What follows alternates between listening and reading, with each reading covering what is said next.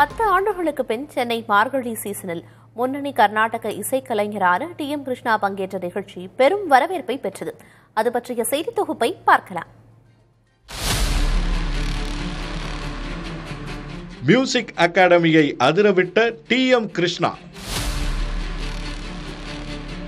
கர்நாடக இசைப்பீடங்களில் ஒன்றாக கருதப்படும் சென்னை மியூசிக் அகாடமியில் கிறிஸ்துமஸ் நாளன்று நடைபெற்ற டி.எம். கிருஷ்ணாவின் இசை கச்சேரி அவருடைய வாழ்க்கையில் மட்டுமல்லாது கர்நாடக இசை வரலாற்றிலும் முக்கியமான ஒன்றாக அமைந்துவிட்டது.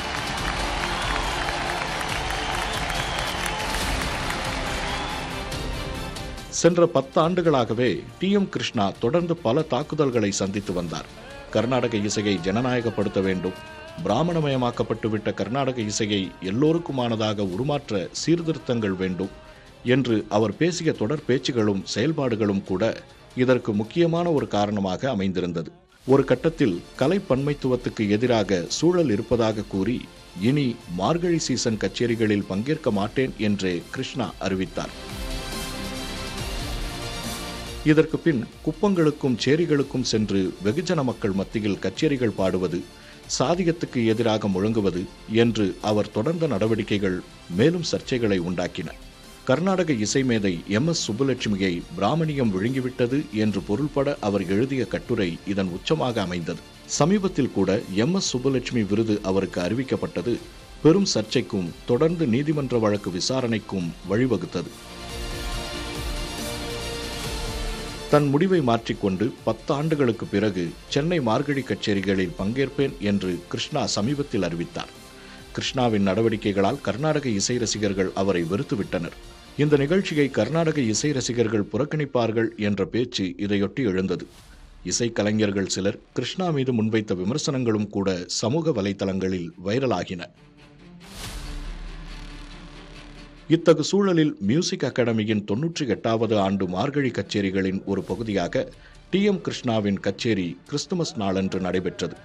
கிருஷ்ணா எதிர்ப்பாளர்கள் அனைவரின் எதிர்ப்புகளையும் பொய்யாக்கினர் கர்நாடக இசை ரசிகர்கள். மியூசிக் அகாடமி முழு இருக்கைகளும் நிறைந்ததோடு 1000க்கும் மேற்பட்ட ரசிகர்கள் அரங்கத்துக்கு வெளியே நின்றிருந்தனர். எல்லா மரபுகளையும் தூக்கி போட்டு உடைக்கும் வகையில் லுங்கி, பீச் ஷர்ட் சகிதம் சபாவுக்குள் நுழைந்த கிருஷ்ணா கச்சேரியை தனது கருத்துக்களை பரப்பும் ஜனநாயக களமாகவும் மாற்றிக்கொண்டார்.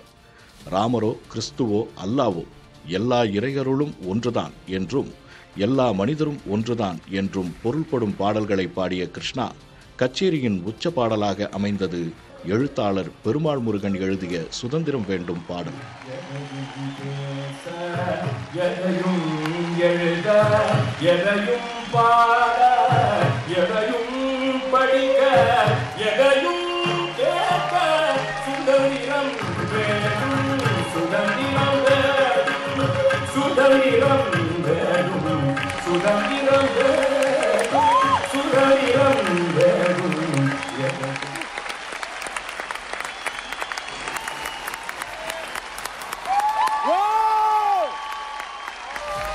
முழு கச்சேரியையும் தன்னுடைய இசை மேதைமையால் நிறைத்த கிருஷ்ணா கூடவே ஜனநாயகத்துக்கான தன் தேட்டத்தையும் வெளிப்படுத்தியதற்கும் உற்சாக வரவேற்பு அளித்தனர்.